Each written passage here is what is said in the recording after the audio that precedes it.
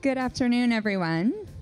I'm Mindy Silverstein, the Managing Director of the Milken Institute. I hope you are all enjoying the first day, full day of the Global Conference. We have a lot of great energy throughout all the sessions, and I know there's a lot of anticipation about this one, so I won't stand between you and a great discussion with two people who have been on the ground working in Haiti with Sean Penn and Denis O'Brien. But just before I hand it over to Margaret Brennan, who's the State Department correspondent for CBS, I just want to thank Denis in particular for helping us to put the session together. I think most of our conference is made up of leaders in finance and business. Finance, mostly investors, it's about 65% of our audience, and the other 35% are people who have expertise in different fields, philanthropists, state officials, and others.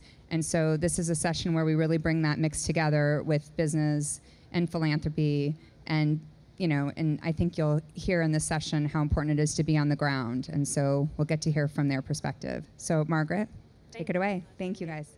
Thanks. And thanks to all of you for coming here today. I'm Margaret Brennan of CBS News. I cover foreign policy, and a lot of the times that's through the State Department. So much of foreign policy these days is economic policy. That can be a weapon when you're looking at sanctions, like we're wielding against Russia and Iran. Can also be an incredibly constructive tool in terms of economic investment when you're trying to build up political stability. And that's really sort of the lens we're going to look at Haiti through today. And we've got two gentlemen here who've got really on the ground, rolled up the sleeves experience in Haiti to tell us about what they're seeing and some of the opportunities and challenges for both private and public investment there right now. So Mindy mentioned Denis here on my right, who you may know is the founder and chairman of Digicel, which is a large telecom company in some rough neighborhoods, but doing quite a lot of business in Haiti. I believe you're still the largest developing country. That was very diplomatic. And is the largest private employer in Haiti right now. You know, of course, Sean Penn very well as an actor. You might not know about all the work that he has done on the ground in Haiti through his organization, JPHRO. And because of that, we want to show you a very brief video. Take a look.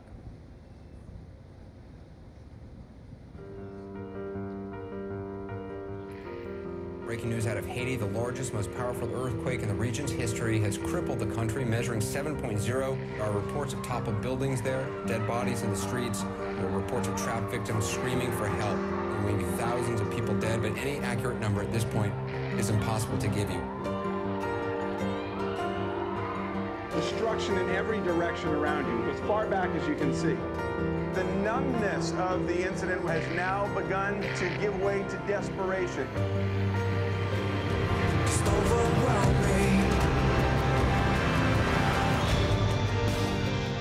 When we first came in, we came in on a plane that we chartered with 7 doctors and 23 relief workers.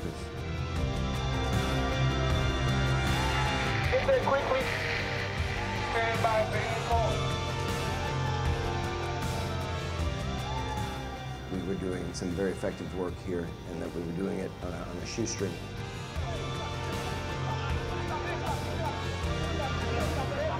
One of the reasons that we've been able to have a strong impact despite the newness of our organization is that we were born in Haiti. We were grown of the needs here, specifically.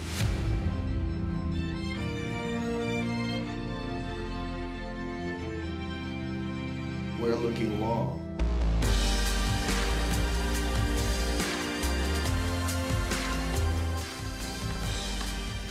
I don't think there's an NGO in Haiti that will tell you that they have the funds to do what they feel is needed to do.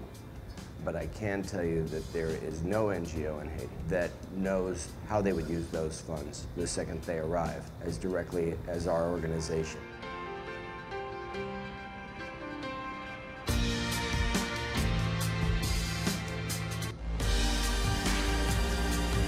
Sean is leading and inspiring a large team of Haitian and international staff in a massive rebuilding effort.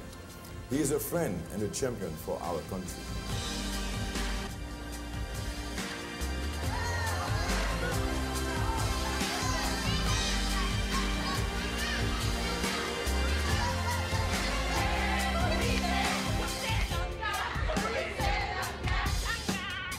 put a plan together with a very clear goal, which was to think forward to the future of the Haitian people that was not going to be dependent on aid workers or an economy from another country, but ultimately where it could have its own start. And that's something that they're going to do. We are not apologetic in saying that we know we have pushed the agenda here. And I think that's become kind of common knowledge around here, and it's a tribute to this great group of volunteers and staff that we have.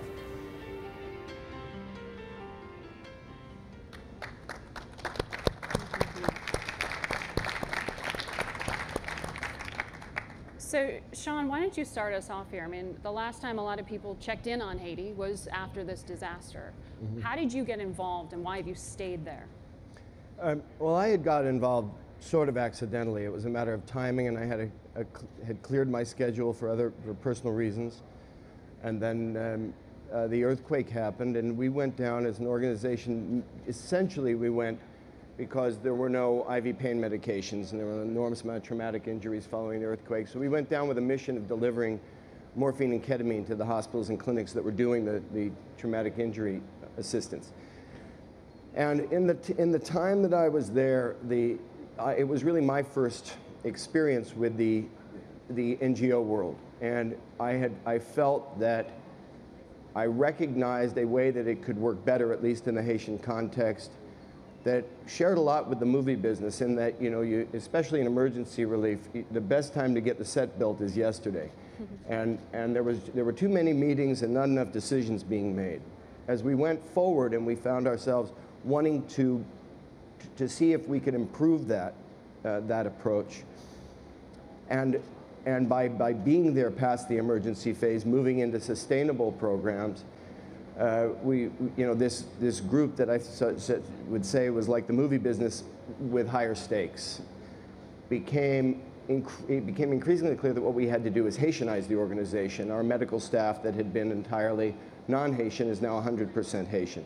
When we got into rubble removal and engineering, we really got the sense of got excited by the culture of Haitians and the incredible commitment that they have. And so I often think when people ask about why Haiti, why should we focus on Haiti, it's not that we should focus on Haiti alone. It's specifically that you focus on Haiti the same way a hospital focuses triage.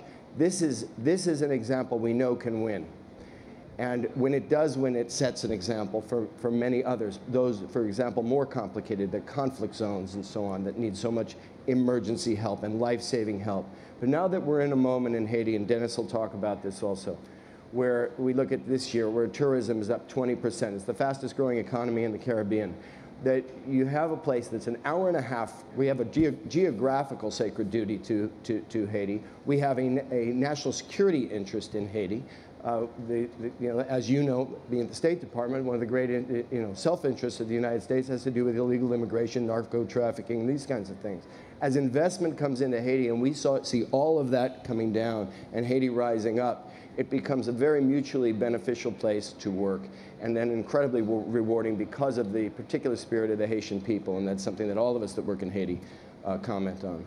And Denis, you work through the Digicel Foundation, and investing on more sort of social boundaries to that, but also as a for-profit private enterprise, as a telecom company. I mean, you wouldn't necessarily think of looking at Haiti through that lens, given that 80% of the population lives on $2 a day. It's the poorest country in this hemisphere. Well, you know, every country in the world needs telecommunications, so we invested there in 2005 initially. And then the earthquake hit, basically. But I think what we want to do is not be a kind of modern day conquistador. Mm-hmm. We wanted to, do something good in the country. So we specialized in building schools. So we're in a program now to complete 150 schools by this September, each of them catering for about 600 kids. And then the earthquake hit. And in some ways, the earthquake, out of the disaster of the earthquake came a lot of good things. Suddenly Haiti woke up to the fact that their governance has been very poor for 50 or 100 years. They've had a succession of very poor presidents, and there was an election, and suddenly they got things right, where they appointed a president, President Martelli, who really systematically got his hands around the country to move it forward. And so now we're seeing, a completely different Haiti. We're seeing high growth economy. We're seeing the World Bank say it's one of the most dynamic countries in the region. And you have the US playing an active role in Haiti. And I think what the US did in the immediate aftermath of the earthquake was absolutely stunning, the work they did, your military. But they followed through with USAID with different programs. And that's really how you change Haiti. For example, in the northern part of Haiti, they put in this big industrial complex where they built advanced factories for foreign direct investors to come in and manufacture goods. That is a big change. So airports have been improved, roads have been improved, they're getting their hands around education. Health has been really run by the NGO sector. And organizations like Sean have been part of that inflection point. And I'm kind of reminded about a year ago, I was having a few pints one night in Port-au-Prince, as you do, and I was with some friends who ran NGOs, and we were all kind of, after 2 or 3 pints, buzzed up a bit and saying, well, if you're picking one organization that did the most impactful work and the most long-term work out of the earthquake, they all picked Sean's organization, and which I always knew was an incredible organization because they took 60,000 people and put them into a tented camp that was run properly, nearly personally by Sean for many months, because he slept in a tent for I think 3 or 4 months himself. But he put in great management and really good people that eventually were succeeded by a Haitian. So, a lot of really good things are coming out of that period, that awful period in 2010 to where we are today. Haiti is an exciting place. It's become a tourism destination. It's getting a lot more foreign direct investment. You have companies like Heineken, the big beverage company, investing $100 million in Haiti. So things are on the turn. And, I think everybody is much more enthusiastic because NGOs don't fix countries. It's really investment and proper government structures that are going to transform. Well, NGOs don't pay taxes like private businesses do, and they need that private money coming. Yeah, they pay import taxes sometimes, but you're right. I think if they can get the economy's growing at about 3.6%. If they can keep it at that level, for maybe 10 years, you could have a mini Brazil. Yeah. That's quite a prediction for the market there. Yeah. Well, one of the things, Sean talked about tourism being up 20%. You also hear in terms of the good news stories is about textile exports from Haiti being up tremendously as well, upwards of 40%. Construction, you sort of gestured to that with some of the mention of infrastructure. A lot of the infrastructure and the textiles is because of some of these programs to try to get Haiti back on its feet. Yeah. But without that, without duty-free exports to the U.S., without that help and legislation, could with just-in-time manufacturing, Haiti could be the manufacturing center for the U.S. Instead of people shipping apparel from China or Taiwan or Korea or whatever, they should be doing it, actually making and manufacturing and producing in Haiti. And the Hope and Help Act that the U.S. has does some of that. Well, there is a very favorable long-term tariff and trading agreement now between Haiti and the U.S., so that is there in stone as such. And if you look at the interest of the Obama administration, particularly the former Secretary of State Hillary Clinton, all the different things that have happened to help Haiti get up off the floor have been led by the U.S., not by the European Union, sadly, but really by the United States, but also by Brazil. And then, countries like Spain also have had a very, very big impact in Haiti. Sean, how many other businesses or businessmen like Denis have you actually seen on the ground putting their money to work there? None of us are going to say there's a businessman like Denis, but increasing numbers are coming in, I think, largely on the example of Digicel, which is an example both in terms of social responsibility as well as their own corporate investment, the job creation. I should say, though, when we talk about duty-free export, it's not help in the sense of a kind of charitable help. It's really just evening a playing field that had been very disrupted by kind of interventionary interests of the past. So this is really just bringing it back to a fair game for Haiti, whether or not it has a sunset. It's also a way to turn around this kind of corporate mafia that has been the local organizations and families that have not helped their country and have relied on their condominiums in Miami Beach. When we talk about Haiti as the poorest country in the Western Hemisphere, it's really, really important to understand that it is twice as poor as the next poorest country. So the context, and this is something, you know, I think typically in public speech, one of the failings is when one immunizes themselves against attack. But in the case of Haiti, it is such that I think that we have to do that a little bit, and to explain when we talk about Haiti in the context, that the media, which has often used the word about NGOs, sometimes often accurately, or about corporate raiders, which is the term they'll use, as the new colonials. The real new colonials in Haiti are those that set the bar of expectation in a mad way. And that has been largely the media and the reporting on Haiti. When you have the amount, 10 million cubic meters of rubble removed since the earthquake, in essence, all the rubble post-earthquake. 1.8 million people displaced, down to 137,000 today. These were people living in the dirt who have now been put back into communities, many with livelihood training supports, with retrofits, with new construction, with new schools built, new hospitals built. All of this has happened in the last 4 years. This is a miracle unreported. And it's been done in a country that doesn't have a decent road to get the materials from point A to point B. So this really speaks to the miraculous movement that's happened since the earthquake. And it's happened because of fantastic integration between the government, the NGOs of note, and companies like Denis's, who mutually look to capacity build in a country that, you know, with a country as poor as Haiti is, it's one of the first things you will notice when you come into that country is that no one is asking for a handout. It's not a beggar culture. Everyone is asking for a job, and everyone in tent cities, through the time from the 1.8 displaced and through the last 4 years to the most desperate and most vulnerable today, the very first thing they want to know is, where's my kid going to go to school? In that kind of culture, you can't help but believe in the investment of it. Our own organization, we often described as having been built as an airplane being built after takeoff. The country's doing the same, but in that first peaceful transition from one party to another in a democratic election, we do have this leadership. We do have investors like Denis, and we do have the incredible commitment of the Haitian people. So I think anyone that visits Haiti will get very angry at the media reporting that's happened. And I would say, in particular, the media reporting from the left. And I'll only say one more thing on this issue. The State Department, for example, initially under Secretary Clinton, has been so focused on Haiti, so helpful to Haiti, but up against an incredible amount of pressure. We're seeing it now, where all know the context for the difficulty in getting to the elections. At the same time, it's glibly referred to as some kind of power grab on the part of the president, which it is absolutely not for anyone informed. You have the same kind of infighting politically in Haiti that you do here, and they will look to create failure. But what Haiti faces as a result of this is that there's $300 million of American funds that are targeted for Haiti that may be withheld if this doesn't happen.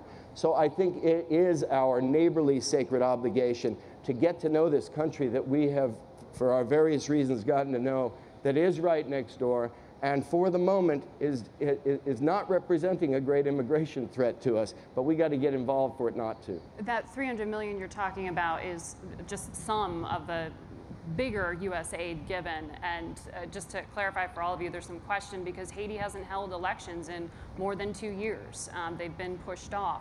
And so aid is sort of being used as leverage to propel action on that right now. Well, to be fair, it's held up in the Senate, where right. There's a number of senators who are blocking this agreement that was cross-party, called the El Rancho Agreement.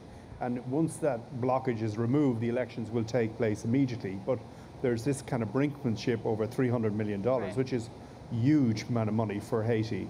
And that needs some common sense.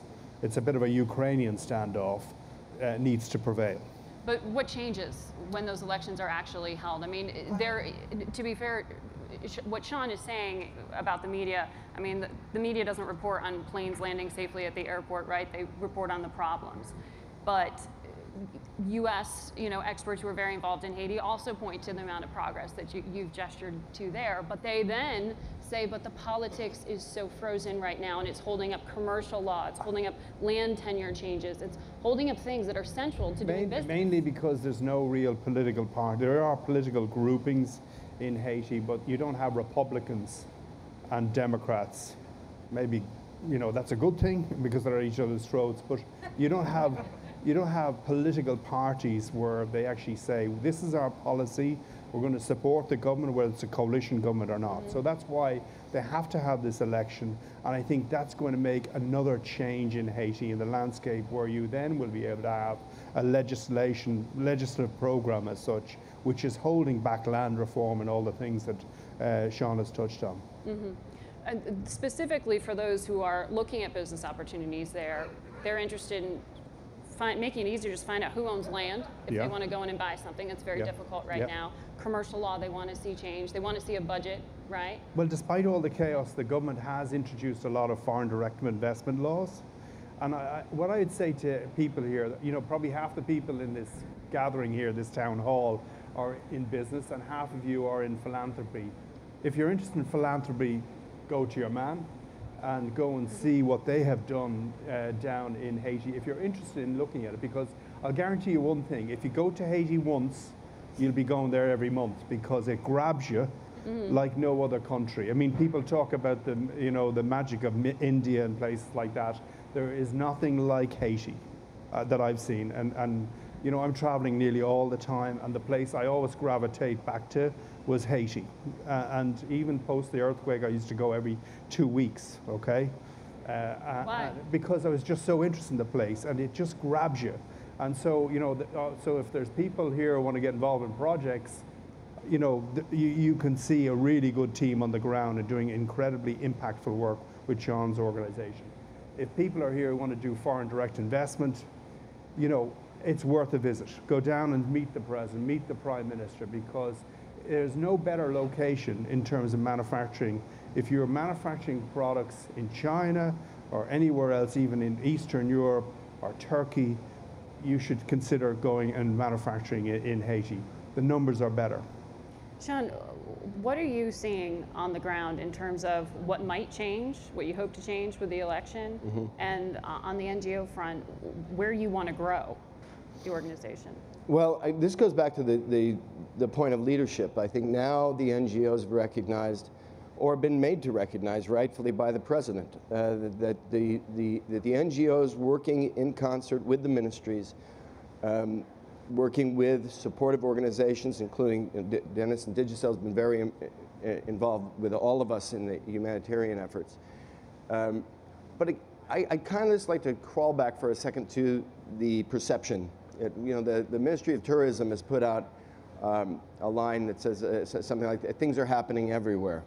And it's really true. As you travel all over the country, you see, whether it's solar lighting going up, new roads being built, things are, there is this physics to pay attention to that is really exciting in Haiti. And within that, as we look at the kind of political aspect of it, one of the things that's created a lot of the problems is that you have a constitution in Haiti that is a post-dictatorship constitution. It's a reactionary constitution that puts so much of the power away from the president. And so the infighting that happens is a lot behind the slowing of the bureaucracies and so on. They often talk about corruption. It's not a corruption on an Exxon level. This is a very... What do you mean by that? I mean by that is I see no end to that. In this case, as people see the opportunity for progress and for what's best for the Haitian people, and it's in their culture. We've seen it. We're working even with criminal elements in certain areas, and we have to bring in engineering crews and so on. Common sense is available in the political process in Haiti.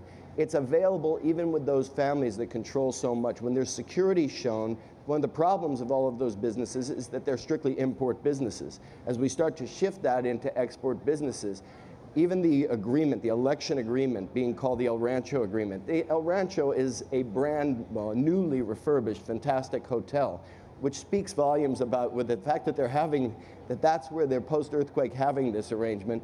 That's a success in its own. And so what happens is I think that as constitutional revisions happen, and they will, that's part of the physics, that's part of the momentum of what's happening in Haiti and what makes it so exciting. But you really do see things happening everywhere. I am life committed in Haiti to never make a dollar in Haiti, and I am mortified by that because I've spent 4 years learning it well enough, and I have no entrepreneurial mind at all. But man, you see green everywhere. And it's so exciting. So I really want to promote people getting involved there so they can come back and buy me dinner. But Sean, you're involved outside of Haiti. I mean, your activism has been widely documented. What is it specifically about Haiti that has captured you? Look, again, I have to be very, very careful. I just came back from South Sudan. And in South Sudan, the needs are so great on that emergency level. I can't track whether it's armies of governments and opposition or if it's Crips and Bloods on the streets. It's so disorganized and people are in such desperate need. And we need to pay attention to areas like that. But Haiti is one, as I said earlier, what it is it's that tangible place that's been so long disregarded and dismissed that is going to happen. And it's kind of like when I took up skydiving. Why didn't somebody tell me it wasn't scary? There's something so exciting about getting involved in Haiti and seeing a place and thinking about what that will mean to the United States. I mean, when I think about my children having a place, again, you know, I stayed in Haiti in part because if something happened with one of my kids, it was an hour and a half from home. Mm-hmm. And you geographically, it's very practical to get involved in Haiti. And Denis was talking earlier about another thing about the beautiful beaches. This is this place I'd only heard of as a place of problems. And when you realize it's a hop, skip, and a jump from Miami Beach, and it has all of this incredible human resource, it's frustrating. And now that, due to Denis and some others, it's becoming so interconnected, Haiti is really, I really believe it's going to be a force that will be an example of finally success in philanthropy. You know, Haiti is the Rwanda of the Western Hemisphere. What do you mean by that? Well, Rwanda has been transformed by President Kagame over the last 15, 20 years. And, you know, they have a great economy. It's one of the fastest growing economies in Africa today. Its governance is, you know, picked as an example model for other African governments. And I actually think that Haiti is on its way to being the Rwanda of the next 5 to 10 years. But if you can put the humanitarian in you to the side for a second, what is the actual return on investment like in Haiti? I mean, how does it pay off? Well, you see, Sean mentioned the bigger families in Haiti. They never believed in their own country. So they would make money importing rice or fuel or whatever, foodstuffs, medicines. They take that money and bang it into an account in Miami.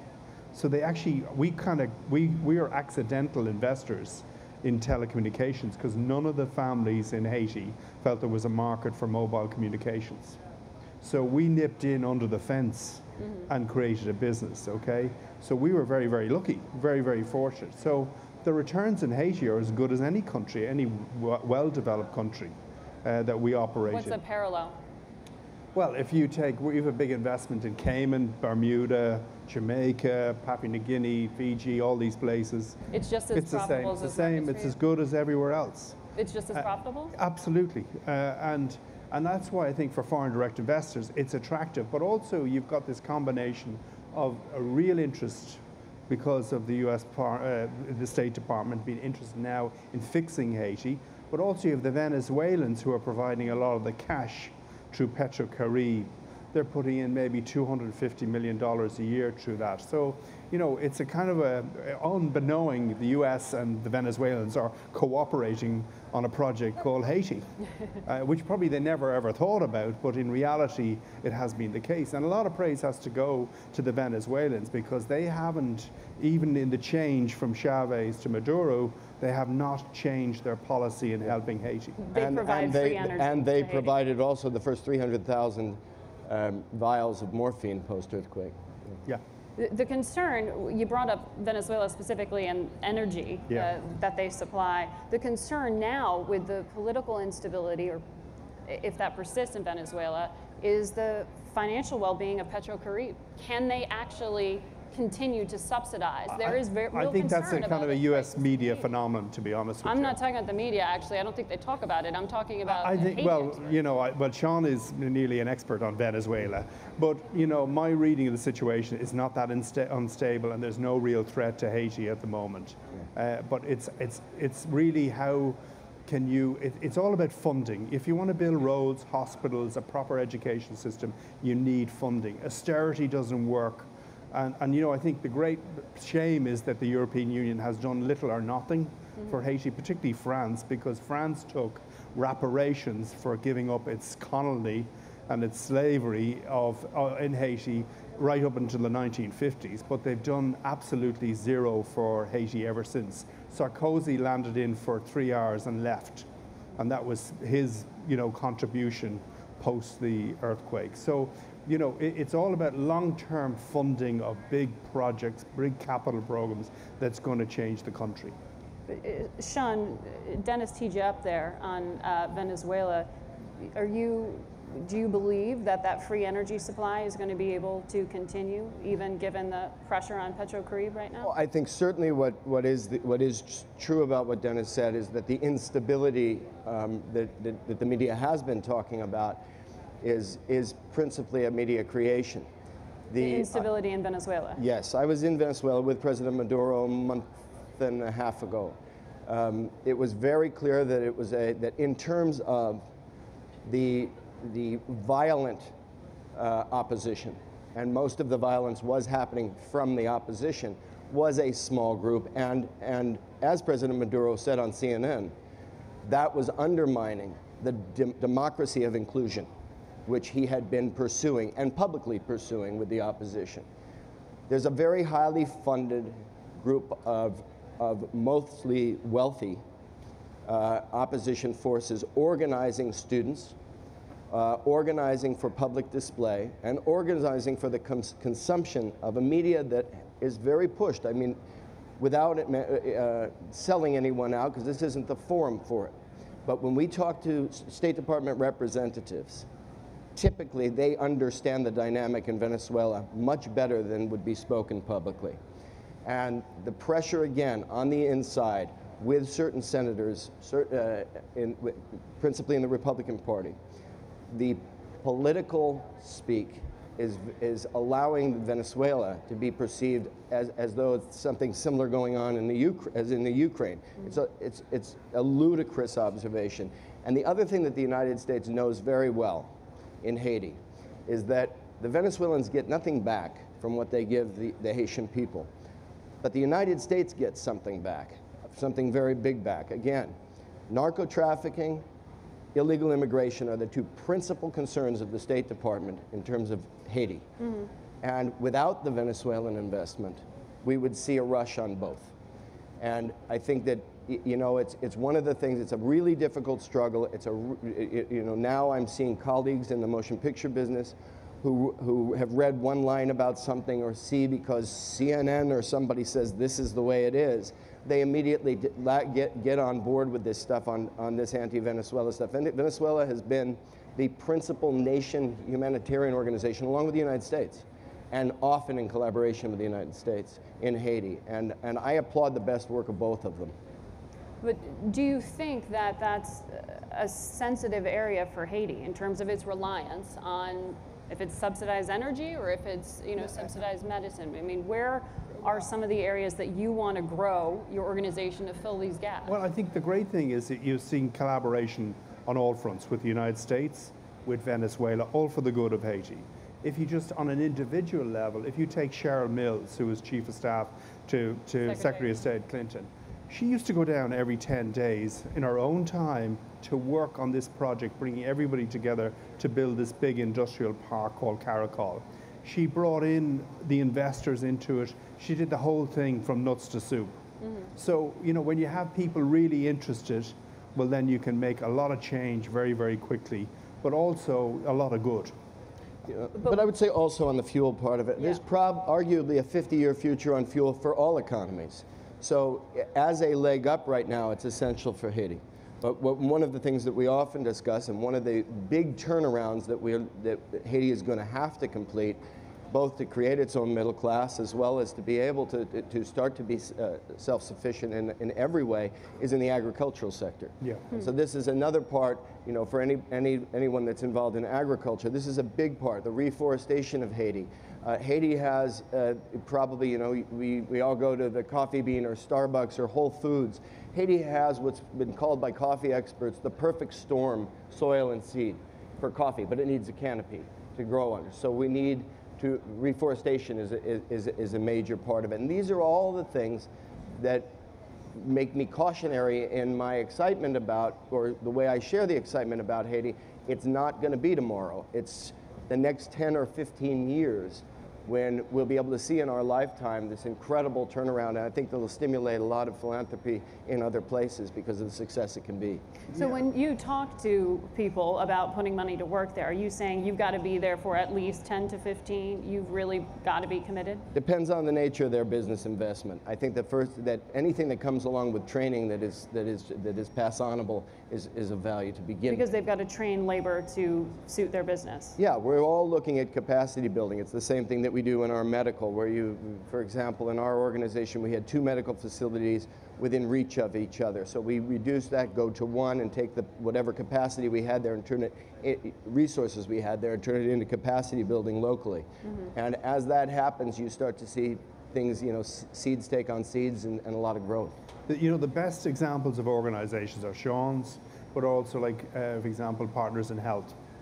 And Partners of Health have been in Haiti for 20 years.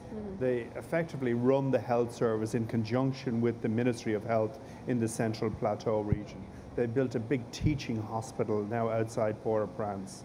Like, there's going to be 100,000 all little projects that are going to transform Haiti. There's no silver bullet, and it's all about people being patient and, you know, having a political system that is, you know, fully democratic, because otherwise you won't get the US to put in their money, and other countries as well. So there's all these things that all have to happen together, and thankfully about 90% of them are all happening in a positive way today, and that's the change.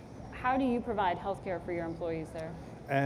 All privately, but also, you know, there's so many organizations now, NGOs, that are doing healthcare. The actual healthcare system, the health system in Haiti is very, very good, because there's a lot of long-term organizations have been in Haiti. It's the people who come in the aftermath and leave within 3 or 4 months. They're not effective in my mind. They're fly drive. They have a fly drive mentality. They use it to fundraise, and then they put some money into the country, they leave. But it's, And the U.S. is trying to transition that so that the government's back in charge of health care. The government will actually run the health system, but it's the NGOs and organizations that, Sean, that work through the ministries, not around them, are going to be the most effective today in Haiti. How much of your workforce are actual Haitians? Oh God, 99%, I'd say. I think we only have maybe 5, 6, 7 expats in the organization. And did you have to go in and train from, you know? Never a problem. Up? Our training, you know, we had a room like this, and we had to set up a training center. Everybody signed up instantaneously. You know, the young guy, the janitor in the bathroom, in the toilet, said to me one day, he says, "I work for the janitor company. I want to go and work for Digicel. How do I get in?" And, you know, he was just so keen. And this is all about, they're not looking for handouts, they're looking for a job. And, you know, he is one of, you know, he joined our customer care team. It's all about giving people a start and giving them a livelihood. And then, in a lot of cases, you know, one breadwinner in Haiti will keep 15 members of family alive and well fed as such. But what you hear about Haiti is you could go right next door to the Dominican Republic and not have some of the headache and the hangover of all this past conflict of disease. I would invest in Haiti every day of the week and not in Dominican Republic. Why? I think it's a safer place to invest. How so? Well, you know, it wasn't that long ago when the president in the Dominican Republic was printing his own currency. So you don't know what your business is worth if somebody's printing their own currency. It's a safer place to drive a car through, too. Yeah. But Sean talked about Also, I think, you know, they've treated Haitians abominably in the Dominican Republic. There's about 1 million workers there, and they have actually, they're basically slaves. And the government of Haiti is trying to be very diplomatic, but basically the Dominicans have really treated them abominably, in my mind. Okay? The High Court in Dominican Republic just revoked citizenship of all Haitians from 1927. Yeah. This is the kind of, there's a thing Denis had said I was in the tents for 4 months. It was 9, but time flies when you're having fun there. But who was in the tent with you? There is a story that I like to share about it that really tells a lot about Haitians. And why if I were an investor, I'd be interested. Somewhere in that, during the emergency phase, I had called out to the United States and bought 2 mobile x-ray machines. I thought we might need one at some point. We had just a small tent hospital at the time. But there was a doctor working at the DMAT down in central Port-au-Prince who needed one. And so we went ahead and got 2 of them. And they came in about 2 o'clock in the morning. And along with the U.S. military, we transported it down to the hospital. It took us about 2 hours. The roads at the time were full of rubble and took a long time to get anywhere. And then when we got back at about 4 o'clock in the morning, when I left a big box from the U.S., which I presumably inside was the second x-ray machine. When I got back, I was walking bleary-eyed to my tent, and I noticed an illuminated x-ray on the wall. And I woke up one of my medical staff and said, "What is this?" And a 22-year-old volunteer who could read some English had read the manual, and they were already using it and doing x-rays. And we followed up with them, concerned for radiation and so on, the next day with experts who we had come in, and they were doing it all right. And today that 22-year-old is a registered x-ray tech in Alabama. Fantastic story. So when you've been hiring for your organization, you've been able to keep most of the staff Haitian? Our staff went from 30 non-Haitians in the very beginning to now I think we have 300 and, how many, Ben? 350 permanent staff, and about 10 are non-Haitian, something like that. So it's mostly Haitian. So you look at Haiti, and one of their bigger exports are their people right now. It's hard for them to maintain talent. This is one of the difficult things when we talk about education, because largely it's educating them out of their country, certainly on the highest levels. And this is where job creation is everything. Because Haitians will, to the man, tell you they want to build their country in a country they want to live in the rest of their life. A lot of them are coming back, though. I mean, a lot of the Haitians who went to get educated abroad or work abroad or get experience, a lot of them they're coming back to Haiti because for the first time in 40 or 50 years, they see the country with potential. That it's not the bad days of previous administrations. The Duvalier regime was just a shocking regime. And they actually see for the first time that the country is actually in a major change and a major turnaround. But where are the job opportunities for skilled labor? For skilled labor, there's plenty of foreign direct investment companies coming in, setting up small manufacturing units with maybe 50 people. So the South Koreans are smaller companies that are actually seeing the opportunity before the bigger companies. And that normally happens. That's just the cycle of economic development. But you mentioned corruption earlier. I mean, when you're reading up some of this research for this panel, you see in bureaucratic language, ways to prevent rent-seeking opportunities, which is Diplo speak for people expect a payoff if you're going to be doing business there. How hard is that to deal with? How much? I think the day you go in and invest in a country, and if you get involved in any form of corruption, you're dead, because you're seen as a mark. So you're seen as a mark.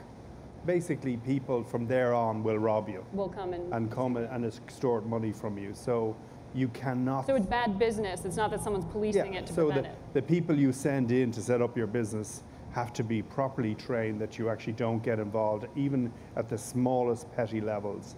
Otherwise, you are into a hiding forever, basically.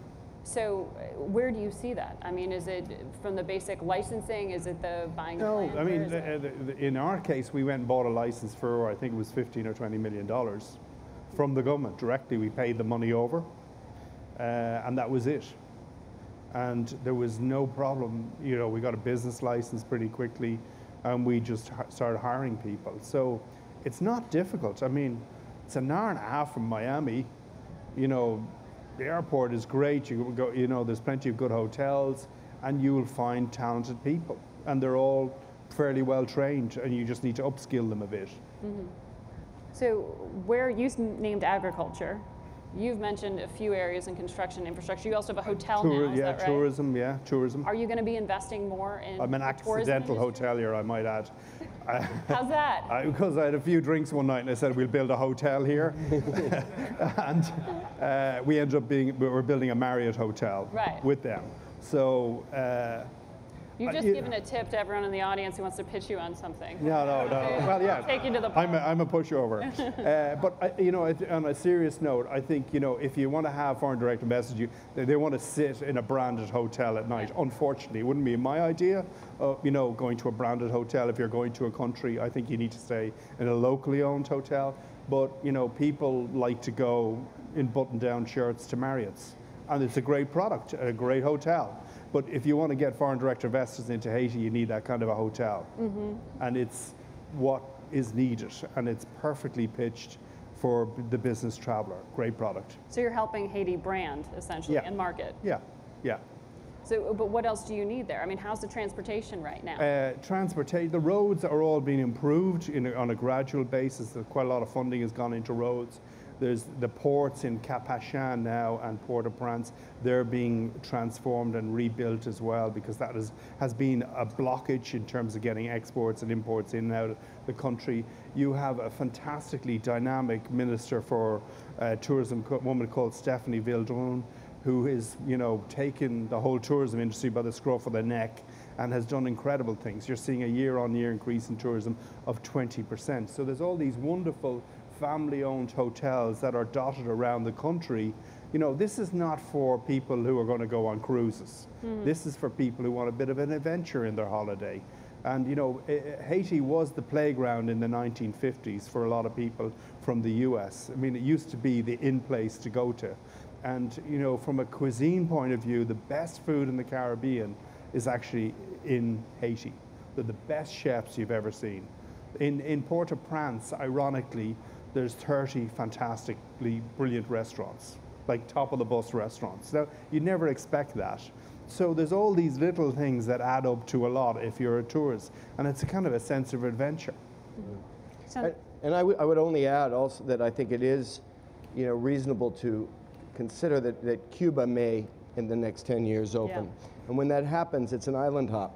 And those holiday travelers are likely to go to both places. Or it's competition. Better yet.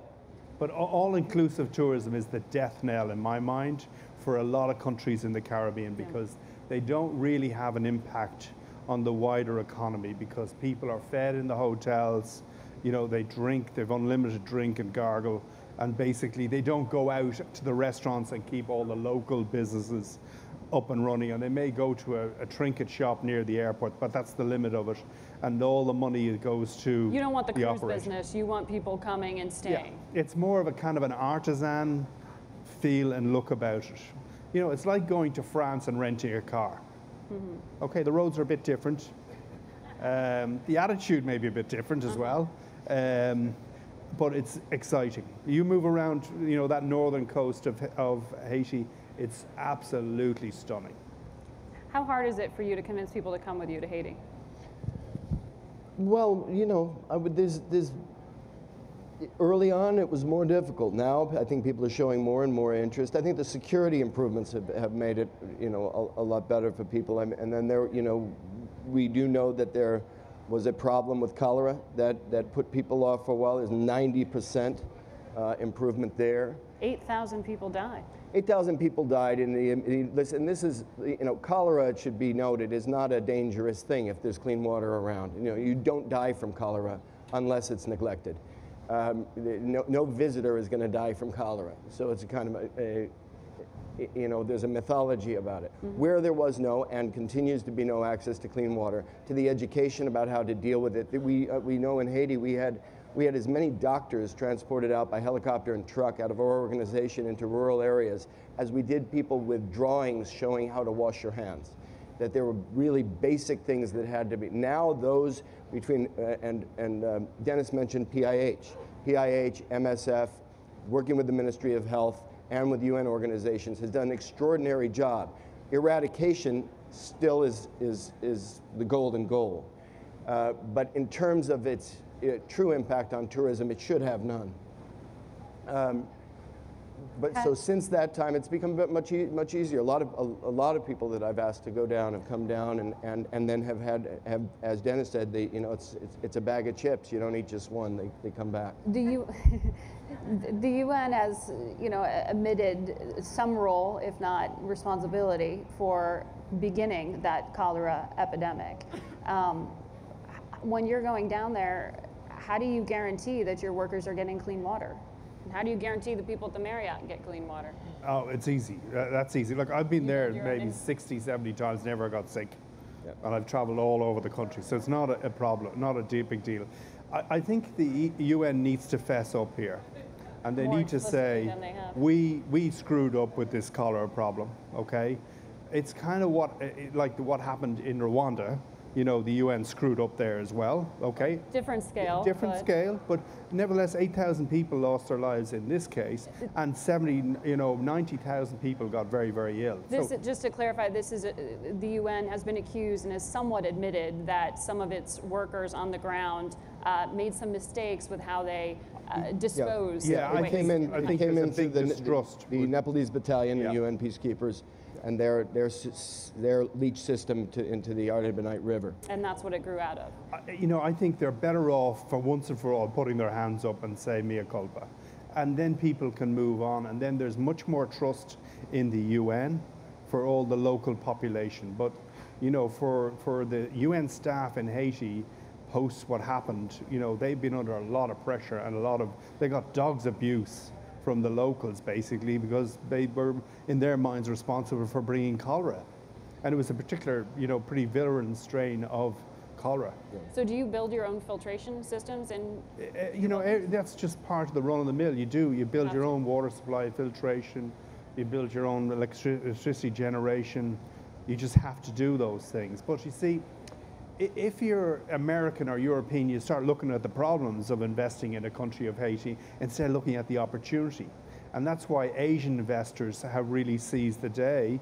This Korean company, Saya Trading, that has set up this huge apparel manufacturing company, they don't look at the problems. They say, look at the opportunity we have of bringing our clothing in a much faster way, more efficient way to all the retailers in the United States. Well, they look at the proximity and rising shipping costs, right? Yeah, and that's just one of the benefits. Mm-hmm. And the carbon footprint aspect of it as well. Yeah. So when you're talking to your friends, how many people have you actually successfully convinced, at the pub or otherwise, the next morning to make good on what they pledged to do? It's a hard sell still, isn't it? It's a hard-ish sell, but getting easier. It's getting easier. You see, most businessmen like me, we're in suits. We're meeting a lot of very boring people in your boring meetings. No. You then fly down to Haiti. This is not a boring meeting. This is brilliant, okay? But you go down to Haiti and the place is alive, okay? And everybody is enthusiastic. Everybody is doing something busy. They're all worker bees. Everybody's working. And when we initially looked to invest in Haiti, we just drove around town in a high-ace van. We saw everybody was buying and selling at the center of the road, and we said, hey, they all need phones. That was due diligence over, okay? Got back, we were back in the airport within 2 hours, and we made a decision to invest in the country. So, I think, for even companies like GE and major manufacturers here in the United States, they should actually come down and have a look at the place. Is Haiti still your biggest market? No, Papua New Guinea is. Which one's easier to break into? Different issues, let's put it that way. Topic for another panel. It's a topic for another panel, but you know, Haiti is still where, you know, I most want to visit. Anywhere in the world. I'm a kind of an enthusiastic junkie for Haiti. But Sean, how receptive are people, are Haitians? I mean, you said they want a job, but do they actually want foreign companies? Do they want Korean companies, Irish companies, American companies down there, or do they want to see more grassroots? I mean, is there a certain sense of otherness in dealing with organizations? I think people make their own place within the organizations that come down. I think it's irrelevant to them whether it's a direct foreign investment or local investment. The consumers don't care? Well, the consumer, Denis can speak to that much better than I can. In terms of the Haitian consumer on the street, no, I think that again, the point is that the pride's in the job. Who's supplying the job, I think at this stage in Haiti is irrelevant. They don't care where you're from. You've got big corporates like Energy, for example, who are in the power generation business here in the US. The CEO of that is a guy called David Crane. He's in and out every 3 or 4 weeks. He's doing not-for-profit projects, but he's also looking at commercial projects now. And that's really, you know, it's over a number of visits you see the opportunity and you start getting involved. So we're coming up on the last 5 minutes here. We've covered a lot of territory, but if you have a wish list, Sean, for the people who are here at Milken, whether coming from philanthropy, coming from business, what are the things that you think Haiti most needs and you want to see come to fruition in the next year? You know, I probably alternate my answer on this depending on the day, but I would say that for those in the room that are investors, that I would encourage those who want adventure investing to go quickly, to go to Haiti quickly. On the philanthropic front, it's easy for me to say, and I would of course, you know, we bleed in fundraising, and we always want direct investment into our organization. But job creation in Haiti is the number one, is going to be the number one healer of that country. And so I would just say, come see it. I won't have to say a word after that, it'll grab you. But do you think that you need to be in Washington more, prodding Congress to renew some of these laws that help investment, whether it's HOPE or HELP, or prodding the State Department to certify that the elections are going to happen and keep the aid flowing? I mean, do you think that the U.S., which is still the biggest contributor down there, is focused in the right places? Again, I would say that, and I think that if President Martelli were at this table, he would say the same thing. Yes, there are movements that we want to see in Washington. There are also pre-existing big movements that have happened. There are existing legislations that are very beneficial to Haiti when Haiti proves fair labor practices in these investments that come. I think the principal thing is for the rest of the world to know Haiti and to believe in Haiti as the Haitians do, because they're ready to do it for themselves. We saw it.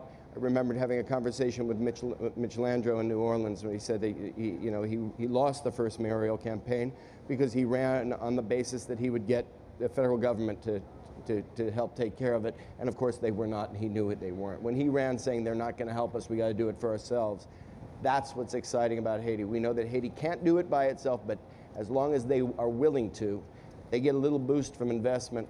They get the jobs. You get a country of people who are making $1.50 a day and put 45% of their annual income into their children's education. You know you've got fertile ground for whatever kind of business wants to come and play. And Denis, I mean, the U.S. and EU, they don't make loans there because they know they can't be serviced. They give this aid. Where do you need to see it? I think you need to stay the course. The U.S. has dabbled with Haiti for the last 50, 60 years. You've seen a consistency now in the last 6, 7 years of USAID policy towards Haiti. I would hate to see aid being politicized between the Democrats and the Republicans. And whoever is in the White House should continue the work of what the U.S. has been doing in Haiti over the last 3 or 4 years. You've talked a lot about the Clinton State Department, but I haven't heard you talk about what's happening this year. Well, I think, obviously the Clintons have a real interest. President Clinton has been the go-to person in terms of Haiti, bringing people down, getting them to invest. There's a whole array of investments that he has been instrumental in creating in Haiti. They honeymooned in Haiti. They honeymooned in Haiti. But I think, you know, Haiti is a long-term project. It's not, you know, whiz-bang. It's organizations like Sean and other NGOs and other people. It's stay the course. And you will see a real improvement over the next number of years, particularly if these elections happen and all the reforms in terms of the legislation happen, and that there is a proper political party system set up instead of this individual thing where you have to go and get 100 people to vote, which instead of going with a whip as such to bring legislation through the parliament. But you said you're very disappointed that the Europeans haven't been more active. You well, spent a lot of time they've been very Haiti. busy. They've been very busy, the Europeans, because they're preoccupied because, you know, they have had you know, obviously the banking system in Europe was under ferocious threat. The euro, the common currency, the whole thing, Greece, all that nonsense. So, you know, they don't have a lot of money, but to actually put into Haiti, so they say. But I mean, they could take even a touch of the common agricultural policy and put money into Haiti that would be, you know, incredible, okay? But countries like Spain that, you know, really went through a change, what they committed to post the earthquake, they gave every nickel and dime of their commitment. Some other countries didn't do that. Yeah. And like France is a complete laggard. So it's everybody meeting their promises to Haiti and sticking to the program. And as I say, it's 100,000 things, all small things happening together. Yeah. That'll change. You spend a lot of time on planes. You know a lot of people. Who do Yeah. you want on the plane with you next time you go into Haiti? Which European businesses? Jesus. Well, I've been to Davos a couple of years with the President Martelli, and he's had a very good forum there, foreign direct investors. I don't think I wanted to say the names of them because they may come under pressure not to invest from their stockholders because they say, Haiti, what are you doing? But I think as more and more very big publicly quoted companies invest in Haiti, that's going to change. So once you get the first 20 in, the next 100 will be easy. And we're close to 20? I think we are, definitely, yeah. Between the efforts of President Martelli, President Clinton, you know, a group of people who are trying to bring major industry into the country. All right. Well, you got your work cut out for you. Dennis, thank you so much. Sean, thank you so Thank you. much. Thanks to all of you. Thank you, Margaret. Listening to the session.